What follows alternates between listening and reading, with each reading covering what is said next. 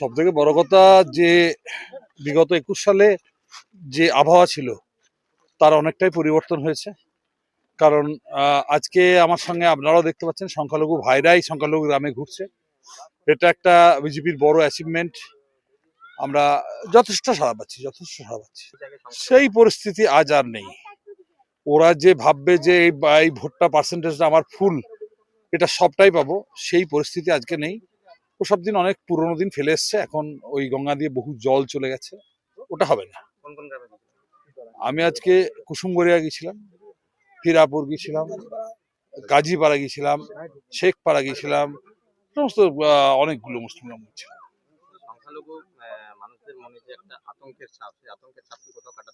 আতঙ্কের ছাপ পুরোপুরি কি এই মুহূর্তে কাটে? তবে তারা যারা আমাকে চেনে, দীর্ঘদিন আমি রাজনীতির সঙ্গে যুক্ত, তারা সকলেই জানে যে এই গ্রামগুলোতে যে আমি বিধানসভায় যদি জিতে আসি তাহলে তাদের কোনো অসুবিধা হবে না। নমিনেশন কালকে যাবে। এখান থেকে প্রচুর মানুষজন নিজের সব গাড়ি ফাড়ি ভাড়া করেছে, ব্যক্তিগত উদ্যোগে আনন্দ করতে সে যাবে, যেহেতু গণতন্ত্রের উৎসব।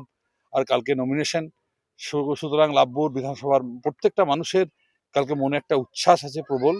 তো যাবে, প্রচুর লোক যাবে বোলপুর। জয়ের ব্যাপারে তো আশাবাদী, এখন গ্যারান্টি আছে, হারার কোনো কিচ্ছু নেই।